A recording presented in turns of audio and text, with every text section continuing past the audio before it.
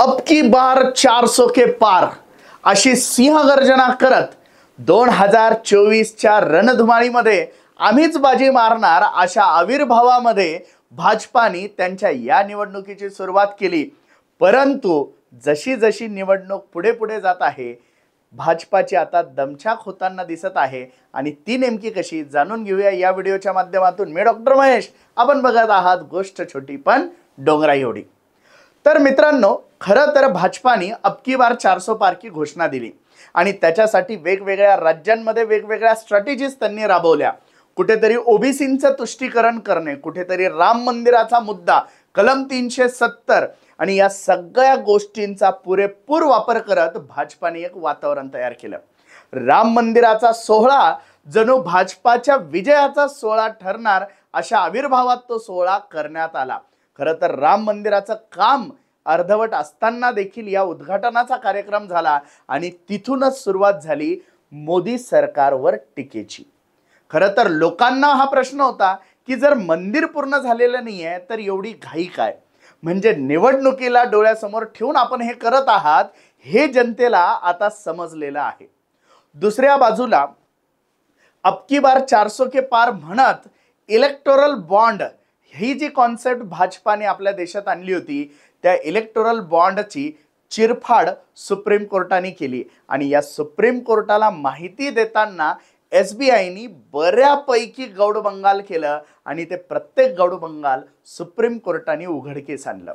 अशातच YouTube वरती famous असणाऱ्या ध्रुव राठीने आता भाजपाच्या विरोधामध्ये शड्डू ठोकलाय आणि त्यांनी भाजपाच्या विरोधात एक व्हिडिओ बनवायला सुरुवात करत मोदी देशाला हुकुमशाहीकडे नेत आहेत का हे दाखवून देत वातावरण निर्मिती केली।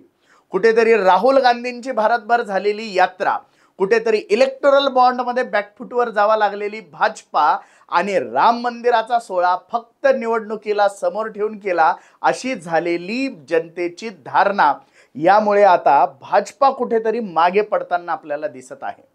मतदानाची टक्केवारी जी घसरत आहे ही टक्केवारी सत्तेत बसणाऱ्यांसाठी फार धोक्याची घंटा मानल्या जाते आणि आता ही घसरलेली टक्केवारी भाजपाचा गेम करणार का अशी शक्यता आता निर्माण झालेली आहे।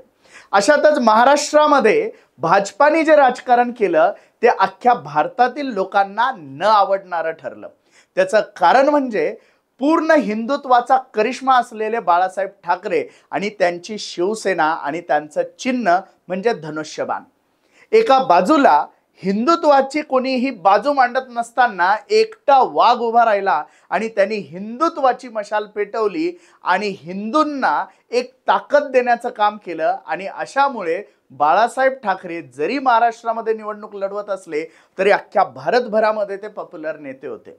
आणि अशा बाळासाहेब ठाकरेंच्या निधनानंतर उद्धव ठाकरेंच्या विरोधात रचलेले षडयंत्र आणि उद्धव ठाकरेंचा पक्ष म्हणजेच शिवसेना पक्ष फोडला, त्यामध्ये धनुष्यबाण चिन्ह चोरलं आणि यामुळेच आता महाराष्ट्रातीलच नव्हे तर भारतातील जनता या गोष्टीमुळे आता सरकारवर नाराज आहे। एकीकडे 25 वर्षाच्या मित्राला जर तुम्ही अशा प्रकारची वागणूक देत असाल तर तुम्ही किती विश्वासपात्र आहात ही गोष्ट आता जनतेला खटकायला लागली। दुसऱ्या बाजूला अरविंद केजरीवाल यांना केलेली अटक, सोरेन यांना टाकलेलं जेलमध्ये आणि त्या व्यतिरिक्त वेगवेगळ्या पक्षातील सर्वात जास्त भ्रष्टाचारी यांना दिलेला भाजप प्रवेश हा काही जनतेच्या नजरेतून सुटलेला नाहीये। ज्या अजित पवारांवरती हजारो कोटींचे घोटाळे खुद्द मोदींनी केले ते अजित पवार सध्या भाजपासोबत सत्तेत गेले। ज्या आदर्श घोटाळ्यावरून अशोक चव्हाणांना आणि काँग्रेसला यांनी टार्गेट केलं ते अशोक चव्हाण यांनी भाजपात नेले आणि अशा असंख्य भ्रष्टाचारी नेत्यांना भाजपामध्ये दिलेला प्रवेश हा खुद्द भाजपाई लोकांना सुद्धा पटलेला नाही।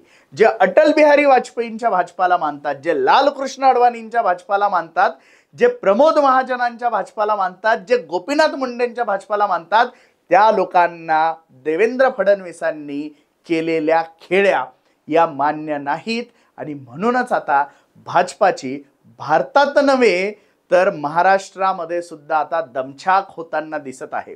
कुठेतरी आम्ही 45 जागा जिंकू असं बोलणारे देवेंद्र फडणवीस आता मात्र 35-30 जागा मिळवण्यासाठी धडपड करताना दिसत आहे। आणि म्हणूनच आता महाराष्ट्रामध्ये शहा आणि मोदींच्या सभेंचा धडाका भाजपाने लावलेला आहे। आणि एकूणच काय तर या सगळ्या मुद्द्यांमुळे भाजपा काहीशी अडचणीत येत बॅकफुटवर जाताना दिसत आहे।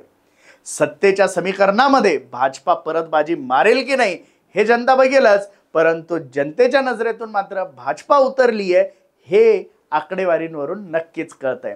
असेच आमचे नवनवीन व्हिडिओ बघण्यासाठी या चॅनलला सबस्क्राईब करा आणि व्हिडिओ जर तुम्हाला माहितीपूर्ण अभ्यासपूर्ण वाटला असेल तर लाईक आणि शेअर करायला विसरू नका। धन्यवाद।